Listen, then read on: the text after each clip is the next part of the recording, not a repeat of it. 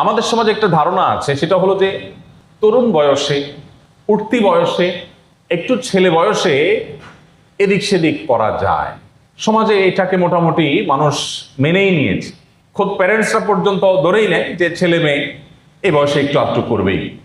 আর আমরা যারা নিজেরা বয়সে তরুণ, তারা তো আমরা মনেই করি যে আমি তো যেহেতু তরুণ, অতএব কিছু পাগলামি, কিছু সীমালঙ্ঘন, কিছু বাড়াবাড়ি, কিছু অতিরঞ্জন, এটা বোধহয় আমার সাথে যায়।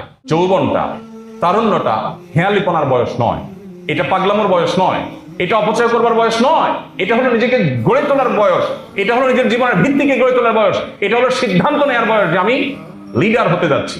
মুহাম্মদ সাল্লাল্লাহু আলাইহি সাল্লামকে শুধু মুসলিমরা নয়, যে কোনো সত্যানুসন্ধানে মানুষ যিনি সাকসেস হতে চান তার জীবনে, তার উচিত মুহাম্মদ সাল্লাল্লাহু আলাইহি সাল্লামকে একবার হলেও পড়া, পাঠ করা, জানা। কারণ এমন ভাবে নিজের জীবন গড়েছেন যে মক্কার মুশরিকেরা তাকে টর্চার করতে করতে মক্কা থেকে বের করে ছেড়েছে, সেই মানুষগুলো টাকা পয়সা, সহায় সম্পদ, ধন এগুলো রাখার জন্য মুহাম্মদ সাল্লাল্লাহু আলাইহি সাল্লাম ছাড়া কাউকে বিশ্বাস করতো না। নবী করিম সাল্লাল্লাহু আলাইহি সাল্লাম বলেছেন, কিয়ামতের দিন আল্লাহ তাআলা যে 4টি প্রশ্ন করবে, এর মধ্যে একটি প্রশ্ন হবে তারুণ্যে তুমি কি করেছো। 5টি পরিস্থিতি আসার আগে 5টি সময়কে গুরুত্ব দিবে। এর ভিতরে একটা হলো, কোরআনে কারিমে আরো বেশ কয়েকটি জায়গায় আমরা দেখতে পাই তরুণদের, যুবকদের অনুপ্রেরণার অনেকগুলো রসদ আল্লাহ রাব্বুল আলামিন কোরআনে রেখেছে। তারুণ্যের এই বয়স যেমন ফজিলতপূর্ণ, যেমন গুরুত্বপূর্ণ, ঠিক একইভাবে এটি কিয়ামতের দিন আমাদের জন্য আল্লাহর কাছে জবাবদিহি করার মতো একটা বয়স। ইন্নাল হামদুলিল্লাহ নাহমাদুহু ওয়া নাস্তাঈনুহু ওয়া নাস্তাগফিরুহু ওয়া নু'মিনু বিহি ওয়া নাতাওয়াক্কালু আলাইহি ওয়া নাউযু বিল্লাহি মিন শুরুরি আনফুসিনা ওয়া মিন সাইয়্যাতি আ'মালিনা মান ইয়াহদিহিল্লাহু ফালা মুদিল্লা লাহু ওয়া মান ইউদ্লিলহু ফালা হাদিয়া লাহু ওয়া আশহাদু আন লা ইলাহা ইল্লাল্লাহু ওয়াহদাহু লা শারীকা লাহু ওয়া আশহাদু আন্না মুহাম্মাদান আবদুহু ওয়া রাসূলুহু আরসালাহু বিল হাক্কি বাশীরান ওয়া নাযীরা ওয়াদাইয়ান ইলাল্লাহি বিইذনিহি ওয়া সিরাজাম মুনীরা। আম্মা বা'দ। আহসানুল্লাহ বিজ্ঞান ও প্রযুক্তি বিশ্ববিদ্যালয়ের আজকের এই চমৎকার আয়োজনের সম্মানিত সভাপতি মান্যবর ভিসি মহোদয়, সেই সাথে বোর্ড অফ ট্রাস্টিজের সম্মানিত গুরুত্বপূর্ণ দায়িত্বশীল বর্গ, উপস্থিত আমার পিতৃতুল্য সম্মানিত শিক্ষকবৃন্দ এবং প্রাণপ্রিয় শিক্ষার্থী ভাই এবং বন্ধুরা, খুবই গুরুত্বপূর্ণ একটা টপিকে কিছু কথা বলার জন্য আমাকে অনুরোধ করা হয়েছে। আজকের শিরোনামে ইয়াং বা তরুণদেরকে তুলে আনা হয়েছে। তারুণ্য জীবনের সবচাইতে গুরুত্বপূর্ণ সময়, ক্রিম টাইম বলা যেতে পারে। আমাদের প্রিয় নবী মুহাম্মদ মুস্তাফা সাল্লাল্লাহু আলাইহি সাল্লাম তরুণদেরকে বিশেষভাবে ভালোবাসতেন। তার যত বক্তব্য আছে, আপনি যদি বক্তব্যগুলোকে একটু ঘাটার চেষ্টা করেন, অ্যানালাইসিস করেন, আপনি দেখবেন এই গ্রুপের মধ্যে শুধুমাত্র তরুণদেরকে অ্যাড্রেস করে বিভিন্ন সময় তিনি কথা বলেছেন। তার কাছে বৃদ্ধ অভিজ্ঞতার অনেক গুরুত্ব ছিল, তাদেরকে যেখানে প্রায়োরিটি দেওয়া দরকার সেটি দিতেন। কিন্তু মুসলিম উম্মার যে জাগরণ অবশ্যম্ভাবী ছিল, যে জাগরণের কোনো বিকল্প ছিল না, তার আগমনটা যখন পৃথিবীতে হয়েছে, তখনকার যে ক্রাইসিস, তখনকার যে প্রেক্ষাপট, সেটি আমরা সবাই কম বেশি জানি। সেই পরিস্থিতিতে বিশ্ব মানবতার জন্য মুক্তির পথ দেখাবে এমন কারোর দরকার ছিল। আল্লাহ তাআলা রাসূল হিসাবে তাকে পাঠিয়েছেন। কিন্তু পৃথিবীর ইতিহাসে বহু নবী রাসূলগণ এসেছেন, তারা আল্লাহর দেওয়া আদেশ নিষেধকে, আল্লাহর বাণীকে মানুষের কাছে পৌঁছে দেওয়ার সাধ্যমতো চেষ্টা তারা করেছেন। এর মধ্যে মুহাম্মদ সাল্লাল্লাহু আলাইহি সাল্লামের একটা বিশেষ বৈশিষ্ট্য হলো, তিনি তার আদর্শকে পৃথিবীতে অত্যন্ত বলিষ্ঠভাবে, শক্তিশালীভাবে প্রতিষ্ঠিত করে তারপর তিনি চিরনিদ্রায় শায়িত হয়েছেন। তার সে আদর্শের প্রতিষ্ঠার পেছনে গুরুত্বপূর্ণ ভূমিকা রেখেছেন সিনিয়ররা, বয়সে যারা বড় অভিজ্ঞ তারা, এবং একই সাথে বিশেষ ভূমিকা রেখেছেন তরুণরা। তার বিভিন্ন হাদিসে আমরা দেখতে পাই, তিনি বলেছেন, ইয়া মা'শারাশ শাবাব, হে তরুণেরা, হে যুবক সম্প্রদায়। তিনি অন্য কোনো বয়সীদের আলাদা করে এভাবে অ্যাড্রেস করে কখনো কথা বলেননি, তরুণদেরকে অ্যাড্রেস করে বারবার কথা বলেছেন। কোরআনে কারিমে আমরা দেখি আল্লাহ রাব্বুল আলামিন বেশ কয়েকটি জায়গায় বেশ কিছু আদর্শ তরুণ, আদর্শ যুবকের উদাহরণ টেনে তুলে এনেছেন। এর মধ্যে সূরা কাহফের মধ্যে আল্লাহ তাআলা বলেছেন, ইন্নাহুম ফিতয়াতুন আমানু বিরাব্বিহিম ওয়া জিদনাহুম হুদা। যে কয়েকজন যুবককে ঘিরে কোরআনে কারীমের বৃহৎ একটি সূরা, সূরাতুল কাহফ, কয়েকজন যুবকের কিছু ইনিশিয়েটিভ ছিল। সেটি 200-400 বছর আগের কথা নয়, বরং হাজার হাজার বছর আগের কথা। সেই যুবকদের ইনিশিয়েটিভ আল্লাহর কাছে এত বেশি পছন্দ হয়েছে যে কোরআনে সূরাতুল কাহফের মতো এত বিশাল একটি সূরার নামকরণ করেছেন তাদের নামে, এবং তাদের পুরো ঘটনাকে আল্লাহ তাআলা আলোকপাত করেছেন কোরআনে কারীমের এই সূরায়। তাদের প্রশংসা করে আল্লাহ বলছেন, ইন্নাহুম ফিতিয়াহ, তারা ছিল কয়েকজন যুবক, তারা ছিল বয়সে কয়েকজন তরুণ, আমানু বিরাব্বিহিম, তারা তাদের রবের প্রতি ঈমান এনেছিল, ওয়াজিদনাহুম হুদা, আল্লাহ বলছেন আমি তাদের হেদায়েত এবং সঠিক পথের দিশা আরো বাড়িয়ে দিলাম। এভাবে কোরআনে কারীমে আরো বেশ কয়েকটি জায়গায় আমরা দেখতে পাই তরুণদের, যুবকদের অনুপ্রেরণার অনেকগুলো রসদ আল্লাহ রাব্বুল আলামিন কোরআনে রেখেছে। তারুণ্যের এই বয়স যেমন ফজিলতপূর্ণ, যেমন গুরুত্বপূর্ণ, ঠিক একইভাবে এটি কিয়ামতের দিন আমাদের জন্য আল্লাহর কাছে জবাবদিহি করার মতো একটা বয়স। সব বয়সই কম বেশি জবাবদিহি তার আওতায় আসবে, কিন্তু স্পেশালি তারুণ্যের এই সময়টা, এটার জবাবদিহিতা বিশেষভাবে আল্লাহ তাআলা করবেন। আমাদের সমাজে একটা ধারণা আছে, সেটা হলো যে তরুণ বয়সে, উঠতি বয়সে, একটু ছেলে বয়সে এদিক সেদিক করা যায়। সমাজে এটাকে মোটামুটি মানুষ মেনেই নিয়েছে। খোদ প্যারেন্টসরা পর্যন্ত ধরেই নেয় যে ছেলে মেয়ে এই বয়সে একটু আধটু করবেই। আর আমরা যারা নিজেরা বয়সে তরুণ, তারা তো আমরা মনেই করি যে আমি তো যেহেতু তরুণ, অতএব কিছু পাগলামি, কিছু সীমালঙ্ঘন, কিছু বাড়াবাড়ি, কিছু অতিরঞ্জন, এটা বোধহয় আমার সাথে যায়। আমরা যেহেতু এখানে যারা আছি সবাই মুসলিম, আমি জানি না অন্য ধর্মের কোনো বন্ধু আমাদের থাকতেও পারেন। নবী করিম সাল্লাল্লাহু আলাইহি ওয়াসাল্লাম বলেছেন, লা তাজুলু কদমা আদমি আবদিন ইয়াউমাল কিয়ামাতি হাত্তা ইউসআলা আন আরবা। কিয়ামতের দিন 4টি প্রশ্ন উত্তর দেওয়া ছাড়া কোনো মানুষ তার পা নাড়াতে পারবে না। প্রত্যেককে 4টি প্রশ্ন উত্তর দিতে হবে। এর মধ্যে একটি প্রশ্ন হলো ওয়ান শাবাবিহি ফিমা আবলাহ। তারুণ্য সম্পর্কে আল্লাহ তাআলা স্পেশাল প্রশ্ন রাখবেন যে তোমার তারুণ্যের অ্যাচিভমেন্ট কি। আমরা তো মনে করি তরুণ বয়স এটা কি কাজের বয়স, কাজ তো করবো আরো অনেক বড় হওয়ার পর, সিনিয়র হওয়ার পর। এই বয়সে একটু আধটু মনে যা চায় তা যদি করতে না পারি তাহলে করব কখন? এই জন্য আমি লক্ষ্য করি যে আমাদের দেশ থেকে যারা হজে যায় প্রতি বছরই, শুধু আমাদের দেশ বললে ভুল হবে, সাবকন্টিনেন্ট থেকে, ভারত, বাংলাদেশ, ইভেন পাকিস্তান থেকেও তুলনামূলক একটু বৃদ্ধরা বেশি হজে যায়।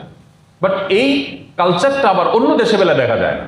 হজে সবচেয়ে বেশি আসে ইন্দোনেশিয়া থেকে মানুষ, যেহেতু পপুলেশনে তারা আমাদের চেয়ে অনেক বেশি, মুসলিমের সংখ্যা বেশি, কোটা তারা বেশি পায়, সো তাদের ওখান থেকে সবচেয়ে বেশি মানুষ আসে। বাট ইন্দোনেশিয়ানদের মধ্যে যদিও তাদের বয়স তারতম্য করা কঠিন, ফেসগুলো এরকম যে ইয়াংকে, বৃদ্ধকে এটা বোঝা একটু কঠিন হয়ে যায়, বাট তারপরেও আইকিউ দ্বারা যতটুকু বোঝা যায় বা সরাসরি দেখলে যতটা বোঝা যায়, তাতে যতজন গেছেন হজে আমার মনে হয় যে কারোর অভিজ্ঞতা ভিন্ন হবে না, যে ওরা সব তরুণ বয়সে বা ইয়াং বয়সে বিয়ে করতে আসে। এবং তাদের দেশে বিয়ের, আমাদের দেশে যেরকম এখনো ধার্মিক ফ্যামিলিগুলোতে জিজ্ঞেস করা হয় বিয়ের আগে ছেলেটা কোরআন পড়েছে কিনা, মেয়েটা কোরআন পড়েছে কিনা, ওদের হলো হজ করেছে কিনা, উমরা করেছে কিনা, এই কোশ্চেন করা হয়।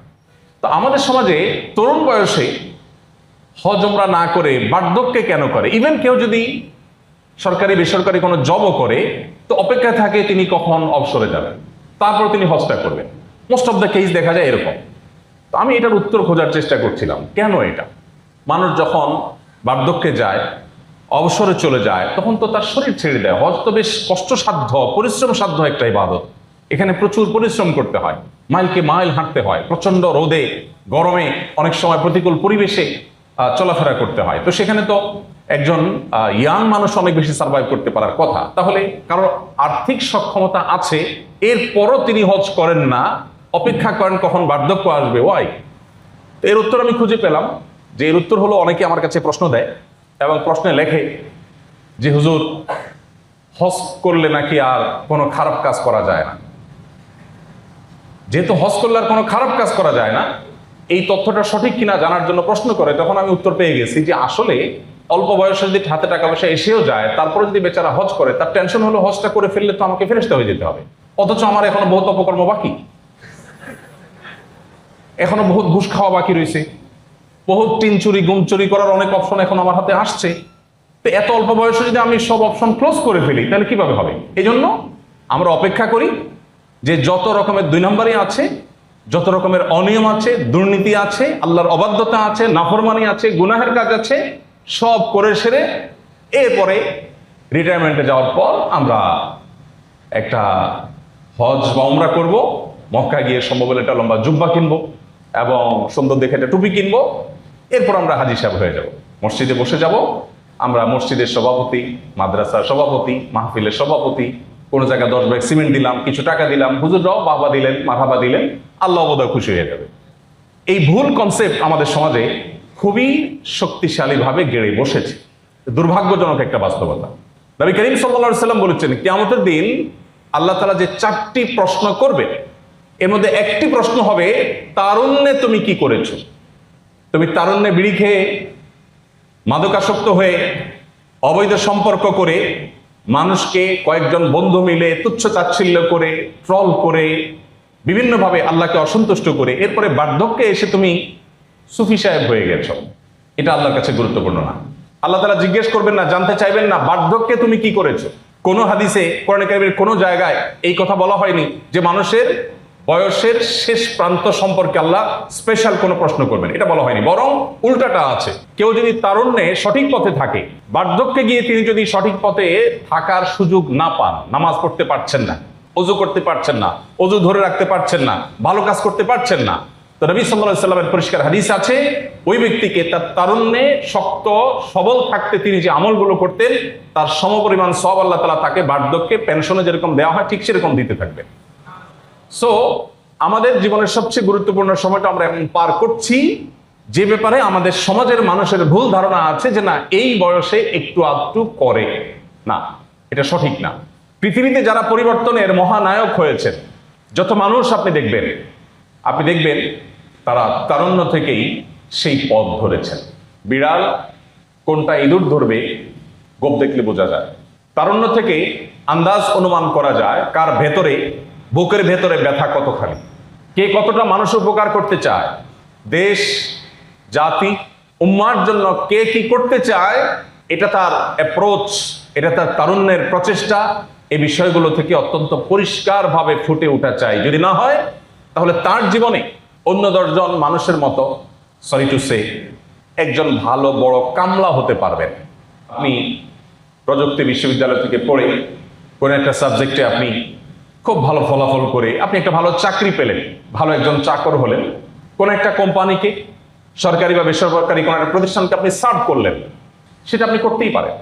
কিন্তু দেশ, জাতি কিংবা একজন মুসলিম উম্মার সদস্য হিসাবে উম্মার জন্য কোনো কিছু করবার জন্য সেই বুকে ব্যথা, সেই দূরদর্শী চিন্তা ভাবনা, আল্লাহর দাসত্বের সিদ্ধান্ত গ্রহণ, এই জিনিসগুলো আমাদের জন্য খুবই গুরুত্বপূর্ণ।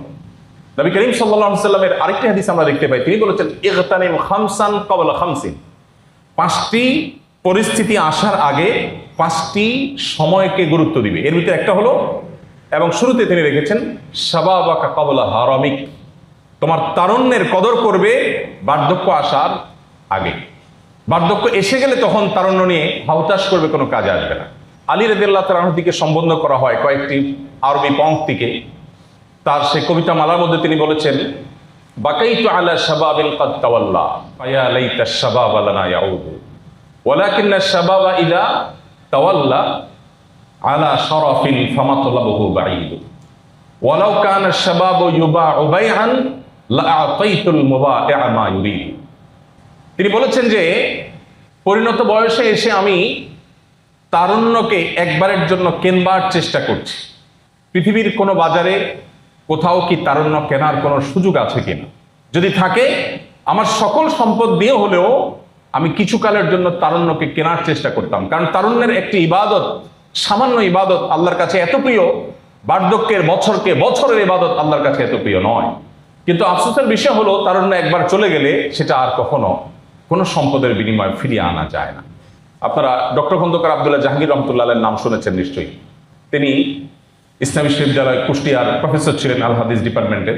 স্যার একটা কথা বলতেন, তিনি বলতেন তরুণদেরকে যে বাবারা, তিনি তার কথা বলতেন যে আমার মতো দাড়ি পাকা বুড়ো আমি যদি রাতে উঠে তাহাজ্জুদের নামাজ পড়ে আল্লাহর কাছে কান্নাকাটি করি, তো আমি যতটা আল্লাহর প্রিয় পাত্র হতে পারবো, বিশ্বাস করো ইসলামের উপর আমার পড়াশোনা করা, পিএইচডি করা, শিক্ষকতা করা, সারা জীবনের নলেজ বলছে তোমরা তরুণরা শুধু 5 ওয়াক্ত নামাজ পড়লে আমি আব্দুল্লাহ জাহাঙ্গীরের তাহাজ্জুদের চাইতে বেশি সওয়াব পাবে।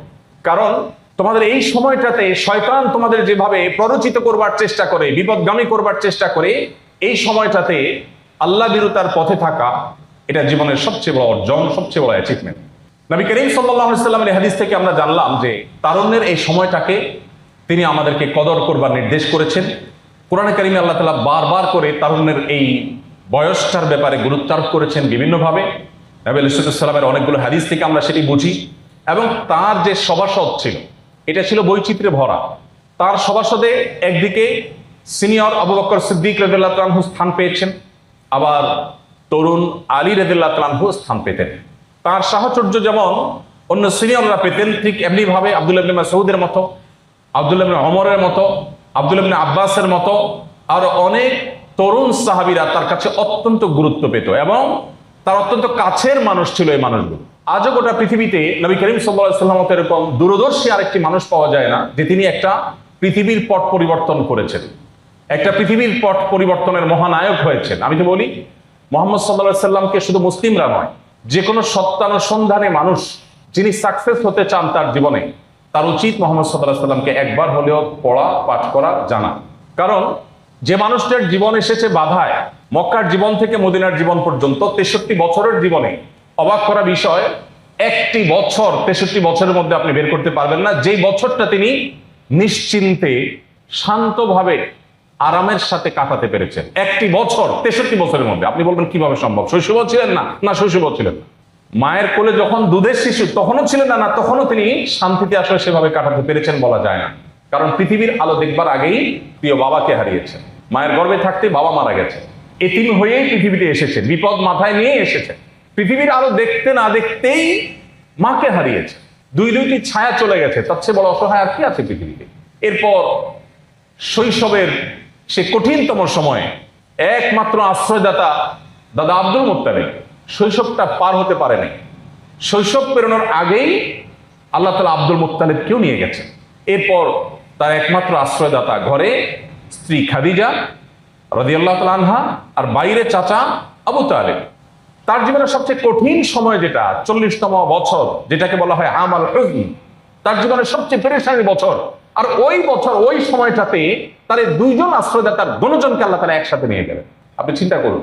এরপরে শুরু হলো যে মানুষগুলো মক্কায় মুহাম্মদ সাল্লাল্লাহু আলাইহি ওয়াসাল্লাম তো দূরের কথা, তার বংশের যে অভিজাত বংশের সাধারণ কোন সদস্য, তাদের চোখের দিকে তাকিয়ে কথা বলার ক্ষমতা যাদের ছিল না, সেই মানুষগুলো তার চেহারায় থুতু দিয়ে ভরে দিয়েছে। মুহাম্মদ সাল্লাল্লাহু আলাইহি ওয়াসাল্লামের কথা বলছি। তিনি যখন সিজদায় গেছেন, তার মাথার উপরে ওটের নাড়ি ভুড়ি, ময়লা আবর্জনা এগুলো দিয়ে তার নিঃশ্বাস বন্ধ করে তাকে হত্যা করার চেষ্টা করা হয়েছে। ফিজিক্যালি তাকে যতভাবে অপমান করা যায় সেটা করা হয়েছে। একটা পর্যায়ে যখন আর মক্কায় টেকার মতো পরিস্থিতি নেই, আল্লাহর নির্দেশে মদিনায় চলে আসলেন। এই বুঝি মদিনায় একটু শান্তিতে কাটানো যাবে, কারণ মদিনার মানুষজন তাকে ডেকে এনেছেন, ওয়েলকাম করে এনেছেন, এখানে বুঝি একটু শান্তিতে সময় কাটানো যাবে। কিন্তু না, সেখানে আসছেন, সেখানে আছে ইহুদিরা, সেখানে আছে বেদুইনরা, সেখানে আছে মক্কা থেকে যে সমস্ত মুশরিকরা ষড়যন্ত্র লিপ্ত করছিল তাদের ষড়যন্ত্র। এই ত্রিমুখী বাধা অতিক্রম করে তিনি মদিনার জীবন পার করছিলেন। 1 বছর যেতে না যেতেই তাকে বদর যুদ্ধ ফেস করতে হয়েছে, তার পরের বছরই তাকে ফেস করতে হয়েছে উহুদের যুদ্ধ, এরপর একের পর এক খন্দক, তাবুক, একটার পর একটা যুদ্ধ, আগ্রাসন তার উপরে চাপিয়ে দেওয়া হয়েছে। আপনি লক্ষ্য করে দেখবেন 63 বছরের জীবনে একটি বছর পাওয়া যাবে না যে এই বছরটা নবী সাল্লাল্লাহু আলাইহি ওয়াসাল্লামের জীবনে কোনো পেরেশানি ছিল না। এত পেরেশানি, এত বাধার মধ্যে একজন মানুষের বেঁচে থাকাটাই যেখানে কঠিন, সেখানে তিনি শুধু বেঁচে থাকেননি, গোটা আরবের ইতিহাস পরিবর্তন করে দিয়ে গেছেন। বিশ্ব রাজনীতির পট পরিবর্তন করে সম্পূর্ণ ইউ টার্ন করিয়ে দিয়ে তারপরে চিরনিদ্রায় শায়িত হয়েছে। আপনি সফল হতে চান, আপনি সাকসেস হতে চান, আপনাকে মুহাম্মদ সাল্লাল্লাহু আলাইহি ওয়াসাল্লামকে পাঠ করতে হবে। তার জীবনে কি সিক্রেটস আছে সেগুলোকে আপনাকে ফলো করতে হবে যদি আপনি সফল হতে চান। প্রিয় বন্ধুগণ, আজ উম্মার যে ক্রাইসিস আমরা দেখতে পাচ্ছি চতুর্দিকে, উম্মার কিছু লিডারের বড় বেশি প্রয়োজন। আমরা দেখি আমাদের এই ভারতীয় উপমহাদেশে যখন বিভিন্ন পর্যায়ের রাজা, বিভিন্ন পর্যায়ের শাসকদের জুলুমে মানুষ অতিষ্ঠ ছিল, তখন একজন তরুণ মোহাম্মদ বিন কাসেম তিনি তাদের সেই জুলুমের হাত থেকে রক্ষা করবার জন্য ত্রাণকর্তার ভূমিকা অবতীর্ণ হয়েছেন, সাকসেস হয়েছেন, ইতিহাস রচনা করেছেন, তারপর চলে গেছে। এরপরে আবারও ক্রাইসিস এসেছে। এখতিয়ার উদ্দিন মোহাম্মদ বিন বখতিয়ার খিলজি নামের আরেকজন দাঁড়িয়ে গেছেন। এভাবে একের পর এক ক্রাইসিসে আমরা বহু তরুণকে দেখেছি। আরব বিশ্বের মানুষজন তাদের কাছ থেকে বিশ্ব মানবতা, বিশেষ করে মুসলিম উম্মাহ যে প্রত্যাশা করে, দুর্ভাগ্যজনকভাবে নানা কারণে তারা সে প্রত্যাশা পূরণ করতে যখন ব্যর্থ হচ্ছিল, তাদের সেই ঘুমকে ভাঙাবার জন্য মাত্র 18 বছরের আরেকজন তরুণ ভারতের উত্তরপ্রদেশে লখনৌতে তিনি একটি বই লিখেছেন, মাজা খাসিরাল আলম বিন হেতাদুল মুসলিমিন। বাংলায় অনুবাদ হয়ে গেছে, মুসলমানদের পতনে বিশ্বের কি ক্ষতি হলো। ইতিহাসের ছাত্র ছিলেন, কিন্তু যে বয়সে তিনি এই বই লিখেছেন, তিনি তার বইয়ের ভূমিকা লিখেছেন। এই বই আরবিতে লিখেছেন, পৃথিবীর বহু ভাষায় এটি অনুবাদ হয়েছে, কিন্তু এই বই লেখার আগ পর্যন্ত তিনি কোনো আরব দেশে যাননি, কোনো আরাবিয়ানের সাথে ফেস টু ফেস সাক্ষাৎ করেন নাই, সরাসরি কোনো কথা কোনোদিন হয়নি। এই বয়সে তিনি যে বই লিখেছেন, এখন বর্তমানে মিডল ইস্টের এমন দেশ খুব কম আছে যেই দেশের কয়েকটা মিনিস্ট্রি কম্পিটিশন করে এই বইয়ের লক্ষ লক্ষ কপি প্রিন্ট করে না। আপনি সৌদি আরবে গেলে এমন একটা লাইব্রেরি পাওয়া কঠিন হবে, সমৃদ্ধ কোনো লাইব্রেরি পাওয়া কঠিন হবে, সেটা হোক কোনো ভার্সিটির, হোক কোনো ব্যক্তিগত বা পারিবারিক লাইব্রেরি, যেখানে আলেমিয়া নদবীর এই বইটি নাই। আরব বিশ্বের মানুষকে জাগাবার জন্য লিখেছেন, এবং সে বইটা এত বেশি সাড়া ফেলেছে যে গোটা বিশ্বে মুসলমানদের ইতিহাস নিয়ে যারা ভাবেন তাদের কাছে অত্যন্ত গুরুত্বপূর্ণ আলোচনার খোরাক এটি হয়েছে। মাত্র 18 বছর বয়সে করেছে। আমরা অনেকেই বা এখানে যারা আছি তারা আমরা সবাই সেই বয়সটা ক্রস করে চলে গেছি। প্রিয় বন্ধুগণ, নবী করিম সাল্লাল্লাহু আলাইহি ওয়াসাল্লাম বলেছেন, মান ইসতাতা আন ইয়ানফা আখাহু ফালইয়ানফা। কেউ যদি কারোর উপকার করার কোনো সক্ষমতা অর্জন করে, কারোর যদি কোনো কারোর উপকার করার সুযোগ থাকে, সেই জন্য সেটা করে।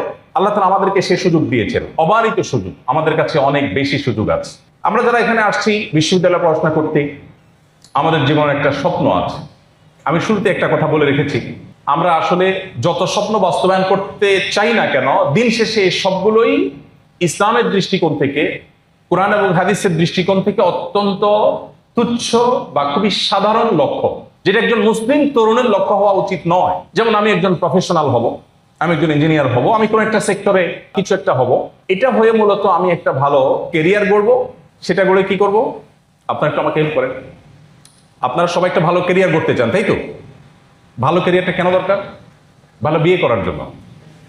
তাহলে মেয়ের বাবারা মেয়ে দিবে না? হলো, ভালো একটা মেয়ে বিয়ে হলো, তারপর ভালো মেয়ে বিয়ে করতে হবে কেন? সমাজ একটু ভালো ভাবসাবের জন্য। এরপর আমরা যদি আরেকটু পেছনে চলে যাই, আমরা যখন খুব ছোট ছিলাম, আমাদের বাবা মা অনেক কষ্ট করে একটা ভালো স্কুলে আমাদেরকে চান্স পাওয়ার জন্য চেষ্টা করেছেন। কেন? যাতে করে আমরা ভালো স্কুলে চান্স পাওয়ার মাধ্যমে ভালো ফলাফল করে ভালো কলেজে যেতে পারি। ওকে, এরপর একটা ভালো ভার্সিটিতে যেতে পারি, ভালো ভার্সিটি থেকে ভালো একটা জব পেতে পারি, ভালো জব পাওয়ার পর ভালো একটা বিয়ে যেন করতে পারি, ভালো বিয়ে করার পর এরপরে কি? এরপরে বউ বাচ্চা, মা বাপ, ফ্যামিলি নিয়ে ভালোভাবে চলাফেরা করে সমাজে একটা পশ লাইফ যেন লিড করতে পারি। তারপর কি? এরপরে অপেক্ষা, কখন আমরা মরব। কোরআন একমাত্র আমাদের জীবনের মানে এবং জীবনের উদ্দেশ্য খুঁজে পেতে আমাদেরকে সাহায্য করেছে। প্রত্যেকটা মানুষকে আপনি জিজ্ঞেস করেন, পৃথিবীর যেখানে যাবেন, আপনার লাইফের গোল ডাক্তার হওয়া, ইঞ্জিনিয়ার হওয়া, কোনো প্রফেশনাল হওয়া, এটা তো লাইফের কোনো গোল হতে পারে না। হলেন ডাক্তার, হলেন ইঞ্জিনিয়ার, বুঝলাম, হওয়ার পর ডাক্তার ইঞ্জিনিয়ার হয়ে কিছু টাকা পয়সা কামাই করলেন। টাকা পয়সা কামাই করে কি করবেন? আপনি একটু ভালোভাবে চলাফেরা করবেন, এই তো। তার মানে সার্ভাইভ করবেন, বেঁচে থাকবেন। তো বেঁচে থেকে কি করবেন? বেঁচে থাকার পর কি? বেঁচে থাকাটা কি জন্য? ভালো একটা ক্যারিয়ার করবো, ভালো একটা চাকরি পাবো, তাহলে ভালো একটা স্যালারি পাবো, ভালো কিছু ফ্যাসিলিটিস পাবো, তাতে ভালোভাবে ফ্যামিলি নিয়ে বেঁচে থাকতে পারবো। বুঝলাম, এতটুকু বুঝলাম। ভালোভাবে বেঁচে থাকাটা কিসের জন্য? কারোর কাছে উত্তর আছে? বলতে পারেন চাইলে কেউ, যে ভালোভাবে বেঁচে থাকাটা কিসের জন্য? আল্লাহ রাব্বুল আলামিন কোরআনে কারীমে বলেছেন, ওমা খালাকতুল জিন্না ওয়াল ইনসা ইল্লা লিয়াবুদুন। আমি জিন এবং মানুষকে সৃষ্টি করেছি আমার ইবাদতের জন্য। বেঁচে থাকবে আল্লাহর দাসত্ব করবার জন্য, তার বিনিময়ে অনন্তকালের জান্নাত সে লাভ করবে। এই উত্তর মুসলিম যুবকের কাছে, মুসলিম যুবতীর কাছে, মুসলিম মানুষের কাছে আছে, এটা অন্য কারোর কাছে নেই। আমরা যতই চেষ্টা করি না কেন, একটা সীমিত সময় পর আমাদের পৃথিবী ছেড়ে চলে যেতে হবে, কিন্তু আমাদের জীবনের লক্ষ্য, আমাদের জীবনের গোল, এটা সেট করেছে কোরআন। এবং সেই গোলটা যদি আমরা মাথায় রেখে চলতে পারি, তাহলে শুধুমাত্র ভালো ক্যারিয়ার গড়বে তা নয়, বরং আমি উম্মার জন্য, মানব জাতির জন্য উপকারী অনেক কিছু করবার প্রেরণা আমি আরো বেশি খুঁজে পাবো।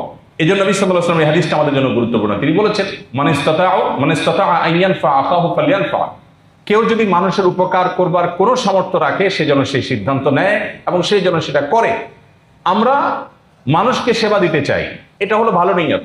কেউ যদি কোনো ধর্মে বিশ্বাসী নাও হন, তার মধ্যেও ভালো উদ্দেশ্য থাকতে পারে যে আমার ক্যারিয়ার গড়ে আমি মানুষের সেবা করতে চাই, ফাইন। তারপর মানুষের সেবা করলে কি হবে? আমার কাছে একটু ভালো লাগায় কাজ করবে। যদি করতে না পারি, অনেকেই তো মানুষের সেবা করতে চায়, সবাই কি করতে পারে? একজন মানুষের সেবা করার জন্য তিনি পড়াশোনা করেছেন, ভালো একটা ডিগ্রি নিয়েছেন, বিসিএস এ চান্স চেয়েছেন, ক্যাডার হয়েছেন এবং চলে গেছেন। তিনি প্রশাসনে ঢুকেছেন, ভালো চেঞ্জ করবেন, দেশে দুর্নীতি আছে সেটা থেকে মুক্ত করবেন, সমাজকে পরিবর্তন করবেন।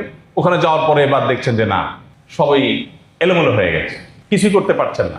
একজন ইমানদারের কাছে হতাশা বলতে কিছু নাই। তিনি ওই মুহূর্তেও চিন্তা করবেন, তার নিজেকে সান্ত্বনা দিবেন যে ইমানদার যদি ভালো কিছু করবার সিদ্ধান্ত গ্রহণ করে, সেই মর্মে সে প্রচেষ্টা চালায়, পা বাড়ায়, সে যদি সেটা করতে নাও পারে, আল্লাহ তাকে তার 16 আনা সওয়াব দিয়ে দেয়। আল্লাহ তাআলা মানুষের অন্তর দেখেন। এই জন্য আমরা যদি নিয়ত করি যে আমরা আমাদের এই প্রিয় দেশটাকে, বরং এই পৃথিবীর মানুষকে আমরা উপকার পৌঁছাবো, কেন? আল্লাহর কাছ থেকে রিওয়ার্ড পাওয়ার জন্য। এজ এ মুসলিম আমি মানুষের উপকার করলে আল্লাহর সবচেয়ে প্রিয় পাত্র হতে পারবো। নবীজি বলেছেন, আহাব্বুন নাস ইলাল্লাহি আনফাউহুম লিন-নাস। তোমাদের মধ্যে সবচেয়ে প্রিয় মানুষ আল্লাহর কাছে সে যে সবচেয়ে বেশি মানুষের উপকার করে। মানুষের উপকার যে বেশি করে, সে আল্লাহর কাছে তত বেশি প্রিয়। এখন আমি যেই কোনো প্রফেশনে যাই না কেন, আমার উদ্দেশ্য হবে কত বেশি মানুষ উপকার করা যায়, আর তার মাধ্যমে আল্লাহর কাছ থেকে আমি রিওয়ার্ড অর্জন করব, সওয়াব অর্জন করব। এই নিয়ত যদি আমার থাকে, তাহলে আমার পুরো জীবনটাই সার্থক। আমি যদি উপকার করতে পারি তাও ভালো, আর যদি নাও করতে পারি তারপর আল্লাহর কাছ থেকে আমি বিনিময় লাভ করবো ইনশাআল্লাহ তাআলা।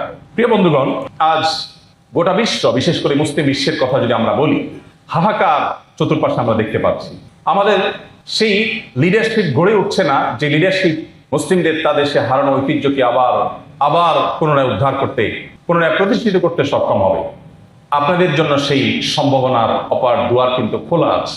আল্লাহ রাব্বুল আলামিনের কাছে মানুষের ইন্টেনশন, মানুষের সিদ্ধান্তটা সবচেয়ে গুরুত্বপূর্ণ। যেটা একটু আগে আমি বললাম, আপনি যদি সিদ্ধান্ত গ্রহণ করেন যে আমি উম্মার জন্য নিজেকে উপকারী হিসেবে গড়ে তুলবো, আমি যে কোনো প্রফেশনে যাব, আমি উম্মার জন্য কোনো একটা ক্রাইসিস দূর করার সিদ্ধান্ত গ্রহণ করলাম, এন্টারপ্রেনারশিপের মোডে আমি থাকবো, কিন্তু সেটা আল্লাহর কাছ থেকে সওয়াব পাওয়ার আশা, মানুষের কাছে বাহবা পাওয়ার আশা নয়, তাহলে আপনার জীবনে ব্যর্থতা কোনো অবস্থাতেই আপনাকে স্পর্শ করতে পারে না, আপনি ব্যর্থ হতে পারেন না।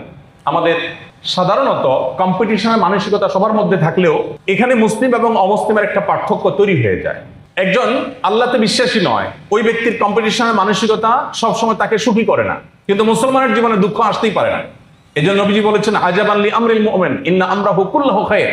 ইমানদারের পুরো জীবনটাই অদ্ভুত, তার পুরো জীবনের সবকিছুতেই কল্যাণ। ইন আসাবাহু খায়রুন, তার জীবনে কোনো যদি ভালো কিছু অর্জন হয়, শাকারা, সে আল্লাহকে থ্যাঙ্কস জানায়, শুকরিয়া জানায় এবং আল্লাহর কাছ থেকে বিনিময় নেয়। আর ওয়াইন আসাবাহু শাররুন, যদি তার জীবনে কোনো বিপদ আসে, যা চেয়েছে তা বেটে বলে না হয়, সবরা, সে সবর করে, আর সবরের বিনিময়ে আল্লাহ তাআলা তাকে দিয়ে থাকেন। ফলে তার জীবনে লস বলতে কিচ্ছু নেই। আপনারা যখন এসএসসি লেভেলে ছিলেন, এইচএসসি পরীক্ষা যখন দিয়েছেন, এসএসসি এইচএসসি দেওয়ার ক্ষেত্রে আমাদের ছেলে মেয়েদের মধ্যে প্যারেন্টসদের চাপাচাপির কারণে, অতিরিক্ত চাপাচাপির কারণে সাধারণত একটা নিয়ত হয়, এসএসসিতে আমাকে ভালো রেজাল্ট করতে হবে। কেন? একটা নিয়ত দাঁড়ায়, একটা উদ্দেশ্য সেট হয় তার ব্রেইনে। অনেকেরই এটা হয় যে মা কথায় কথায় খোঁচা দেয়, বাবা কথায় কথায় খোঁচা দেয় যে পাশের বাড়ির, পাশের ফ্ল্যাটের মেয়েটা যদি এত ভালো রেজাল্ট করতে পারে, তুই কেন পারিস না? এই যে খোঁচাগুলো, এই যে আপনার তুলনাগুলো, এগুলো আমাদেরকে অনেক সময় বেশ উদ্বুদ্ধ করে যে না, পাশের বাসার আন্টিকে দেখায় দিতে হবে। এই নিয়তে অনেকে খুব কষ্ট করে পড়াশোনা করে পরীক্ষা দেয়। এখন পরীক্ষা যথাযথভাবে দেওয়ার পরও দেখা যায় সবসময় ফলাফল সমান আসে না, প্রত্যাশা অনুযায়ী ফলাফল আসলো না, আন্টিকে দেখানো গেল না, ফলাফল খারাপ হলো। কোনো সান্ত্বনা আছে? কোনো সান্ত্বনা, ডিপ্রেসড হয়ে যাবে। কিন্তু একজন ইমানদার যদি এই নিয়তে পড়ে যে আমি ভালো এসএসসিতে ভালো রেজাল্ট করলে, এইচএসসিতে ভালো রেজাল্ট করলে, ভালো ভার্সিটিতে চান্স পেলে, আমি ভালো প্রফেশনে গিয়ে আমি মানুষের সেবা করে, মানুষের উপকার করে, মুসলিম মিল্লাত এবং উম্মার কোনো ক্রাইসিস দূর করে আল্লাহর কাছ থেকে আমি পুরস্কার গ্রহণ করব, এই নিয়তে কেউ যদি পড়ে, এবং আল্লাহ না করুক সে যদি ভালো ফলাফল করতে নাও পারে, তার হারাবার কিছু নেই, তার কাছে সান্ত্বনা আছে। আজ গোটা পৃথিবীতে বৈষয়িক উন্নতি যতদিন যাচ্ছে তত তরতর করে হচ্ছে। অবকাঠামো বলেন, যোগাযোগ বলেন, তথ্য প্রযুক্তি বলেন, সব দিক থেকে মানুষ আগাচ্ছে, কিন্তু মানুষ দুঃখী হচ্ছে। হ্যাঁ, আগে দুর্ভিক্ষ ছিল পৃথিবীতে, আগে মানুষ না খেয়ে মারা যেত, বাট এখন মানুষের বাসায় খাবার আছে, মানুষ নিজের জীবনকে শেষ করে আত্মহত্যা করে। শুধু বাংলাদেশের যে পরিস্থিতি, কোভিড-19 সময় শুধুমাত্র ভার্সিটি পড়ুয়া স্টুডেন্টদের উপরে যে জরিপ চালানো হয়েছে, সেই পরিস্থিতি অত্যন্ত ভয়াবহ। বিশ্ব স্বাস্থ্য সংস্থা বলছে 2030-এ পৃথিবীর সবচেয়ে বড় রোগ হবে ডিপ্রেশন, সবচেয়ে বড় রোগ হবে ডিপ্রেশন। এবং সাইকোলজিস্টদের ডিমান্ড গোটা বিশ্বব্যাপী এমন বাড়ছে যে পরিণত বয়স তো পরের কথা, ছোট ছোট শিশুরা ডিপ্রেসড হয়ে যাচ্ছে, প্রত্যেকটা ঘরে ঘরে ডিপ্রেশন, মানুষ অশান্তির সমুদ্রে হাবুডুবু খাচ্ছে। সময় উপস্থিতি, এই অবস্থা থেকে উত্তরের একমাত্র সমাধান ইসলাম। তার প্রমাণ হলো যে আপনি গত বেশ অনেক বছরের বিশ্ব স্বাস্থ্য সংস্থার আত্মহত্যার জরিপ যদি আপনি পর্যালোচনা করেন, আপনি দেখতে পাবেন পৃথিবীতে প্রতি বছর আত্মহত্যার প্রবণতা সবচেয়ে কম থাকে মুসলমানদের মধ্যে, আর সবচেয়ে বেশি থাকে নাস্তিকদের মধ্যে। বিকজ আল্লাহ বলেছেন কোরআনে কারিমে, যালিকা বিআন্নাল্লাহা মাওলাল্লাযিনা আমানু ওয়া আন্নাল কাফিরিনা লা মাওলা লাহুম। ঈমানদারদের অভিভাবক স্বয়ং আল্লাহ। আল্লাহ রাব্বুল আলামিন ঈমানদারদের অভিভাবক। তার জীবনে কোনো দুঃখ আসলে তার সান্ত্বনার জায়গা থাকে, তার আশার জায়গা থাকে, তার ভরসার জায়গা থাকে, তার দোয়া করবার জায়গা থাকে। এই জায়গাটা আল্লাহতে বিশ্বাসী নয় এমন মানুষের জীবনে নেই। সমাজ উপস্থিতি, আর এই কারণে আমাদের ইসলামের এই নিয়ামতের শুকরিয়া আদায় করা উচিত। মুশকিল হলো আমরা Muslim by chance, Muslim by birth, Muslim by choice না। আমরা জেনে শুনে মুসলমান না, এটা হলো আমাদের বড় দুর্ভাগ্যের ব্যাপার। আমাদেরকে মুসলিম বাই চয়েস হতে হলে ইসলামকে নিয়ে পড়াশোনা করতে হবে। কত বই আমরা পড়েছি, কোরআনটা শুরু থেকে শেষ পর্যন্ত অর্থ সহকারে বুঝে পড়ার সুযোগ আমাদের হয়নি। কত গল্প আমরা পড়েছি, বিশ্বের ইতিহাসের সবচেয়ে সফল মানুষটা, সবচেয়ে ক্রাইসিস, সবচেয়ে দুঃখে ভরা জীবনকে অতিক্রম করে সফলতার সবচেয়ে চূড়ান্ত শিখরে পৌঁছা মানুষটা, তার জীবনটা আমাদের এখনো পড়ে দেখা হয়নি। একজন মানুষ তার সংসারের অবস্থা পরিবর্তন করতেও তো 30-40 বছর সময় লাগে। গ্রাজুয়েশন করবে, জব পাবে, প্রমোশন হবে, ভালো একটা জায়গায় যাবে, টাকা পয়সা জমবে, দেন সে কিছু একটা করতে পারে। একটা ফ্যামিলির অবস্থা পরিবর্তন করতে 30-40 বছর সময় লাগে। মুহাম্মদ সাল্লাল্লাহু আলাইহি সাল্লাম মদিনায় আসার পর 10 বছর অবস্থান করেছেন। এই 10 বছর তিনি কাজ করেছেন। 10 বছরে তাকে বহু যুদ্ধ সামাল দিতে হয়েছে, বহু আগ্রাসন মোকাবেলা করতে হয়েছে। এত কিছুর পরও এই সময়ের মধ্যে তার দর্শনকে, তার চিন্তাকে, তার আদর্শকে গোটা বিশ্বের উপরে সবচেয়ে প্রভাবশালী আদর্শ হিসাবে প্রতিষ্ঠা করে তারপর তিনি চিরনিদ্রাশায়িত হয়েছেন। এমন একজন সফল মানুষের জীবন পড়ার মতো, তার জীবনকে জানবার মতো, দেখবার মতো, পাঠ করবার মতো সময়টুকু আমাদের হাতে হয়। সময় উপস্থিতি, আমি সব সময় বরাবরের মতো অনুরোধ করে থাকি, জীবনে একটিবারের জন্য পুরা কোরআনে কারীম শুরু থেকে শেষ পর্যন্ত একবার অনুবাদ সহ পড়ার চেষ্টা করবেন। আর মুহাম্মদ সাল্লাল্লাহু আলাইহি সাল্লামের যে কোনো একটা অথেন্টিক জীবনী গ্রন্থ শুরু থেকে শেষ পর্যন্ত একবারের জন্য পড়ার চেষ্টা করবেন। আমি আপনাকে আল্লাহর উপরে ভরসা রেখে নিশ্চয়তা দিতে পারি, অ্যাজ এ মুসলমান আপনার ইসলামটাকে আপনি অন্যরকম অনুভব করবেন এবং উপলব্ধি করবেন। আপনি ইসলামটাকে এনজয় করবেন এবং উপভোগ করবেন ইনশাআল্লাহ তাআলা। আল্লাহ আমাদেরকে তৌফিক দান করুন। আমি শুধু বলবো যে উম্মার যে ক্রাইসিস আছে, এই ক্রাইসিস দূর করে যদি আপনি উম্মার ত্রাণকর্তায় পরিণত হতে চান, আপনি যদি উম্মার একজন কল্যাণকামী মানুষ হতে চান, আপনাদের হাতে সম্ভাবনা অনেক বেশি। আমি একজন মাদ্রাসা পড়ুয়া ছাত্র, আমি একেবারেই গতানুগতিক মাদ্রাসা পড়ুয়া একজন স্টুডেন্ট। আমাদের বিগত ইন্টারিমের সময় প্রধান উপদেষ্টা মহোদয়ের অফিস থেকে ফোন আসলো, তিনি ডাকলেন, গেলাম। তো তিনি বললেন যে আপনার কথা সবাই বলে, কি করেন এত আপনারা, একটু ব্যাখ্যা করেন। তো আমরা একটা প্রেজেন্টেশন দিলাম 40 মিনিটের। এটা দেখার পর তিনি আমাকে একটা প্রশ্ন করলেন। তিনি বললেন যে আপনার ব্যাকগ্রাউন্ডটা কি? তো আমি বললাম আমি একজন টিপিক্যাল হুজুর। তো তিনি একটু অবাক হলেন যে এত কাজ কিভাবে সম্ভব। তো আমি তো কাজ একা করিনি, আমার টিম করেছে, টিমের সবার সকল সম্ভাবনা শক্তিগুলো একত্র হয়েছে। আলহামদুলিল্লাহ মানুষের জন্য কিছু কাজ করার তৌফিক আমরা পেয়েছি। বাট আমি বক্তব্য শুরুতে একজনের নাম বলেছি, ডক্টর খন্দকার আব্দুল্লাহ জাহির রহমাতুল্লাহ আলাইহি। পিস টিভির প্রোগ্রামে যখন আমরা দুবাইতে ছিলাম একসাথে রেকর্ডিং, তখন স্যার ছিলেন সেখানে। আমি স্যারকে বলেছিলাম, স্যার আপনাকে আমি খুব ভালোবাসি এবং শ্রদ্ধা করি, আপনি আমাকে পরামর্শ দেন আমার কি করা উচিত। আমি তখন সৌদি আরবে আছি, সৌদি সরকারের অধীনে, সেখানকার ইসলামিক অ্যাফেয়ার্স মিনিস্ট্রির অধীনে বাংলা ভাষাভাষীদের প্রিচার হিসাবে আমি দায়িত্ব পালন করছিলাম। তো স্যার আমাকে বললেন, দেখেন এখানে খুব পশ একটা লাইফ আপনি লিড করছেন, আমি জানি খুব ভালো ভালো গাড়ি আছে, ভালো ভালো চলাফেরার ব্যবস্থা আছে, মাস শেষ হ্যান্ডসাম একটা অ্যামাউন্ট স্যালারি পাচ্ছেন, বাট এটা তো মানুষের জীবনের সার্থকতা না। খেয়ে পরে এরপরে তো মরেই যাব, মাটিতেই চলে যাব। তো যে না খেয়ে পার করছে, যে খেয়ে পার করছে, সব তো সমান। যাই খাচ্ছি এর নিচে নেমে গেলে তো সব সমান হয়ে যাচ্ছে। সো এটা তো একটা মানুষের লাইফের কোনো গোল হতে পারে না। তাহলে কি করবো স্যার? আপনি দেশে চলে যান। তিনি আমাকে বললেন, দেখেন, এখনকার সৌদি বাদশাহ যখন রিয়াদের প্রিন্স ছিলেন, তখন তার ভাই বাদশাহ ছিলেন।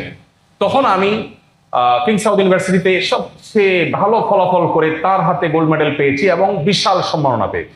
আমার তখন সৌদি আরবে ভার্সিটিতে শিক্ষকতা করার সুযোগ ছিল, অনেক ভালো ভালো কাজ করার সুযোগ ছিল। বাট আমি চিন্তা করলাম, হলো একটা বড় পরিচয় দাঁড়াবে, একটা বড় সাইনবোর্ড দাঁড়াবে যে ডক্টর আব্দুল জাহাঙ্গীর প্রফেসর অমুক ইউনিভার্সিটি, বিদেশে কোনো জায়গায় আছে, দেশে আসতে মানুষ অনেক কদর করবে। বাট এটিকে একটা মানুষের লাইফের গোল হওয়ার কথা, এটিকে একটা মানুষের লাইফের কোনো উদ্দেশ্য হতে পারে? অন্তত একজন মুসলমানের লাইফে কোনো উদ্দেশ্য হতে পারে? যে মুসলমান বিশ্বাস করে তাকে আল্লাহর সামনে দাঁড়াতে হবে, যে মুসলমান বিশ্বাস করে তার তারুণ্যের সম্পর্কে জিজ্ঞাসাবাদ করা হবে, কি করে এসেছো তারুণ্যে? হারাম সম্পর্ক করেছ, অবৈধ রিলেশন করেছ, টিজ করেছ, মানুষকে কষ্ট দিয়েছ, উত্ত্যক্ত করেছ, মাস্তানি মাতবরি করেছ, অবৈধ শক্তি খাটিয়ে দেখিয়েছ, মা বাবার সাথে দুর্ব্যবহার করেছ, সমাজের প্রতি তোমার দায়িত্বশীল আচরণ করনি। আল্লাহর কাছে জবাবদিহি করতে হবে যে এই বিশ্বাস যে মুসলমান করে, সে মুসলমানের লক্ষ্য কোনো পশ লাইফ, কোনো ক্যারিয়ারের উঁচু কোনো জায়গায় আরোহণ করা হতে পারে না। সে মুসলমানের লক্ষ্য হতে পারে আমি মানুষের জন্য কি করতে পারি, করে আল্লাহর কাছ থেকে কি বিনিময় প্রত্যাশা করতে পারি। স্যার আমাকে বললেন, দেখেন, আমি কিন্তু সৌদি আরবের সেই পশ লাইফ রেখে বাংলাদেশে এসেছি, এবং বাংলাদেশে এসে স্যারের ভাষায় উনি আমাকে বললেন যে বিয়ে করেছি সকল পীরের গোড়া। যখন পীর সাহেব আছে বাংলাদেশে, সাবকন্টিনেন্টে বলা যায়, বাংলাদেশে স্পেশালি সকল পীর সাহেবদের গোড়ার সিলসিলা হলো ফুরফুরার পীর। বাকি যেগুলো আছে চরমোনাই বলেন, সারসিনা বলেন, আরো যতগুলো আছে, এই সবগুলো শাখা, এগুলোর গোড়া হলো কোনটা? ফুরফুরা। সেই পীর সাহেবের মেয়ে বিয়ে করেছেন, ওইটা অবশ্য ভার্সিটি লাইফে বিয়ে করেছেন। তো স্যার বলেছেন যে এই মেয়ে পালা তো সহজ কথা না, কারণ যে সে পীর নাম, সারা দেশে বড় পীর। দারুসালাম পুরা থানার নাম হয়ে গেছে তাদের জায়গার নাম। দারুসালাম এটা ফুরফুরা পীর সাহেবের দরবারের নাম, দরবারের নাম পুরো থানা হয়ে গেছে। শত শত হাজার দরবার বাংলাদেশে তাদের আছে, হাজার হাজার একর জায়গা তাদের আছে, সম্পদ আছে। সেই ফ্যামিলির মেয়ে বিয়ে করছি, অথবা এই মেয়ে পালতে, কারণ সারা দেশের সব আকর্ষণীয় খাবার তো পূর্ব রহমতুল্লাহ আলাইকে মানুষ এনে দিতেন। তো সেই ঘরের মেয়ে পালা তো কষ্টে। স্যার বলে যে ভার্সিটিতে পড়াই, কয় টাকা বেতন পাই, কষ্ট হয়ে যায় চলতে। কিন্তু আমি জীবনের সার্থকতা খুঁজে পেয়েছি, কারণ আমি গ্রামে গঞ্জে মফস্বলে গিয়ে মানুষকে জাগাবার চেষ্টা করছি, জাগিয়ে তোলার চেষ্টা করছি, তরুণদেরকে জাগ্রত করার চেষ্টা করছি, মানুষকে গাইড করার চেষ্টা করছি, মানুষের জন্য উপকারী বই লিখেছি, মোটিভেশন দেওয়ার চেষ্টা করেছি, অ্যাওয়ারনেস তৈরি করার চেষ্টা করেছি। আমার জীবনটা বড় সার্থক মনে হয়েছে। আমি সৌদি আরবে থেকে অনেক পশ লাইফ লিড করলে আমার কাছে এতটা ভালো লাগতো না। স্যারের এই কথা বলার পর আমি ওখান থেকে বের হয়ে আমার ওয়াইফকে ফোন দিয়ে বললাম যে দেশে যাওয়ার জন্য স্যার পরামর্শ দিচ্ছে। আমার ওয়াইফ বলেছে, আমরা তো এক পায়ে খারাপ, চলো চলে যাই। তখন আমরা দেশে চলে আসি। দেশে চলে আসার পরে আসুন্নাহ ফাউন্ডেশনের কাজ যখন আমরা শুরু করি, তখন মাত্র মাসে 8,000 টাকা আমাদের খরচ ছিল। 8,000 টাকা মাসে আমাদের খরচ ছিল। আর এখন আমাদের প্রতিদিনের রান্না হয় 2,500 মানুষ। আল্লাহ রাব্বুল আলামিন এই যে কাজের তৌফিক দিয়েছেন, আমি তো একজন মাদ্রাসার ছাত্র, আপনাদের মতো আপনারা অনেকে আছেন যে এসএসসিতে অনেক ভালো রেজাল্ট করেছেন, এইচএসসিতে অনেক ভালো রেজাল্ট করেছেন, অনেক ইউনিভার্সিটিতে মাশাআল্লাহ খুব ভালো রেজাল্ট করছেন। আর কিছু না হোক, আপনি একটা প্রমিনেন্ট ইউনিভার্সিটিতে পড়াশোনা করছেন।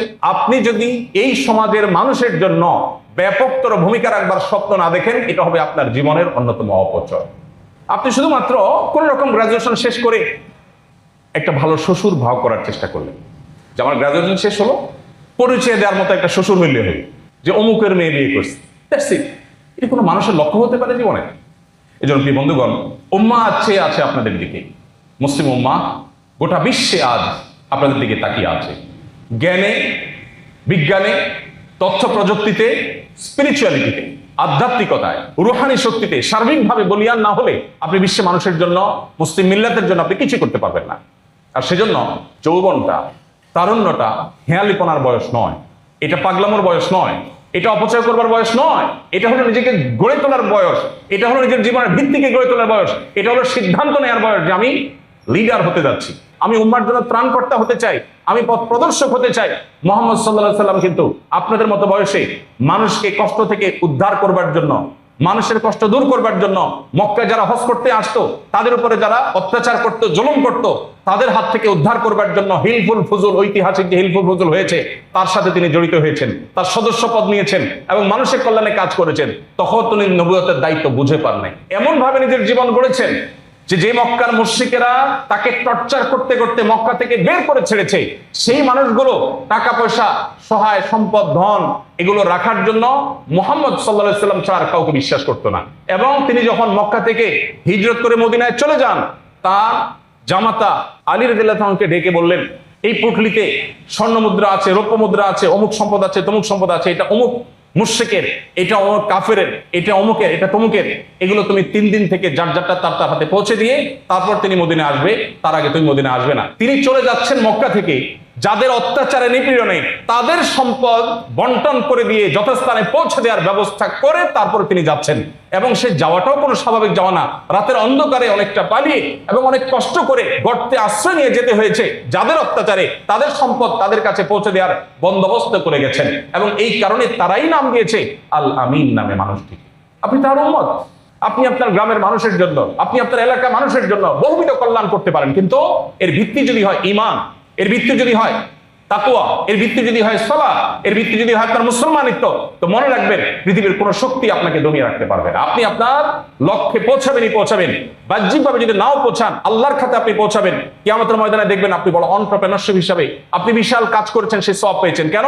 কারণ আপনার প্ল্যান ছিল, প্ল্যান অনুযায়ী অ্যাপ্রোচ ছিল, চেষ্টা ছিল, আপনার স্টেপ আপনি নিয়েছেন, বাট আপনি করতে পারেন নাই, সাকসেস হন নাই আক্ষরিক অর্থে, কিন্তু আল্লাহর খাতে আপনি সাকসেস হবেন। এজন্য আমাদেরকে নিয়ত করতে হবে এই জীবনটা শুধুমাত্র পড়াশোনা করে গ্রাজুয়েশন শেষ করে একটু ভালো জব পাওয়া এটা জীবনের লক্ষ্য বা উদ্দেশ্য নয়। আল্লাহর গোলাম হিসাবে নিজেকে আদর্শ মুসলিম হিসাবে প্রতিষ্ঠা করে মানুষের জন্য উপকারী বিভিন্ন উদ্যোগে সামিল হওয়া এবং আল্লাহর কাছ থেকে পুরস্কার নেওয়ার আশা পোষণ করা, এই ইমানের সুপ্ত শক্তিটা আপনাকে প্রেরণা দিবে। এটা ছাড়া শুধুমাত্র মানুষের কল্যাণ সাধনা করবেন ইমান ছাড়া, এটা যদি হয় তাহলে আপনি সাকসেস হওয়াটা বাহ্যিক অর্থে যদি আপনি সাকসেস হন, ব্যাটে বলে মিলে যায়, তাহলে কিছুটা আপনার সান্ত্বনা হতে পারে, আর না হলে সেটা আপনার কখনোই সান্ত্বনার কোনো কারণ হবে না। আল্লাহ রাব্বুল আলামিন আমাদের জীবনকে উদ্দেশ্য নির্দিষ্ট করে আল্লাহ সন্তুষ্টি লাভের জন্য, উম্মার জন্য কল্যাণকামী হিসাবে প্রতিষ্ঠা করার জন্য আল্লাহ তাআলা আমাদেরকে উপযোগী মানুষ হিসেবে নিজেদেরকে গড়ে তোলার তৌফিক দান করুন। আমাদের জন্য বহু মানুষ অপেক্ষা করছে, কত কাজ এই দেশে পড়ে আছে। আপনি গোটা বিশ্বের কথা বাদই রাখেন, আমাদের দেশে যদি আপনি বলেন হাজার হাজার কাজ পড়ে আছে। আমাদের কাছে যখন কেউ আইডিয়া নিয়ে আসে যে আমরা যেহেতু চ্যারিটি করি, ফাউন্ডেশন চালাই, বিভিন্ন আইডিয়া নিয়ে আসে, ভাই এই কাজটা করেন, ওই কাজটা করেন। আমি বলি ভাই, আইডিয়া যেগুলো আমাদের মাথায় আছে এই দেশে মানুষের জন্য, এইগুলো বাস্তবায়ন করতে হলে আমাদের 2000 বছর বাঁচতে হবে। তো আইডিয়া তো আমার মাথায় কি বিল করছে, আপনি নতুন করে আইডিয়া দিয়ে আমাকে কেন যেন সৃষ্টি করছেন? বরং আপনি কিছু একটা শুরু করে দেন, নতুন করে আইডিয়া নেন। এদেশে আইডিয়া সবাই দেয়, কাজ করার লোক বড় বেশি কম। এই জন্য আপনাদের আমার উদাত্ত আহ্বান থাকবে যে আপনারা আপনাদের জীবনকে উম্মার জন্য উপযোগী হিসাবে গড়ে তোলার জন্য কোরআনে কারীমটা এবং যে কোনো একটা সিরাত গ্রন্থ একবার হলেও পড়বেন। এটা একটা উদাত্ত আহ্বান আপনাদের কাছে, এবং এইটা যদি পড়েন আপনার জীবনটা পরিবর্তন হতে সহায়ক হবে। নাম্বার 2, একজন আদর্শ মুসলমান হিসাবে নিজেকে প্রতিষ্ঠা করার জন্য যা যা দরকার, 5 ওয়াক্ত নামাজ পড়া, একজন প্র্যাকটিসিং মুসলমান হওয়া এটা জরুরি। সকল মুসলমান নামাত্র মুসলমান হয়ে আপনি কখনো আসলে আল্লাহর কাছ থেকে সাহায্য প্রাপ্ত হবেন না, যা দিয়ে আপনি আপনার লক্ষ্য বাস্তবায়ন করতে পারেন বা লক্ষ্যপথে আপনি অগ্রসর হয়ে যেতে পারেন। সেজন্য আল্লাহর সাথে নিবিড় সম্পর্ক করার জন্য আমাদেরকে পরিপূর্ণভাবে ইসলামে প্রবেশ করতে হবে। একদিনে কোনো লেকচার শোনা, মাঝে মধ্যে জুমার নামাজ পড়া, এটা মুসলমানিত্ব নয়, এটা মুসলমানিত্বের নামে অনেকটা তামাশা ক্ষেত্র বিশেষ। আমার কল টু অ্যাকশন একটাই, সেটা হলো একটি বার হলো জীবনে একবারের জন্য কোরআনটা পড়বেন অর্থ সহকারে, আর একটি সিরাত গ্রন্থ শুরু থেকে শেষ পর্যন্ত পড়ে শেষ করবেন এবং জীবনের লক্ষ্য স্থির করবেন।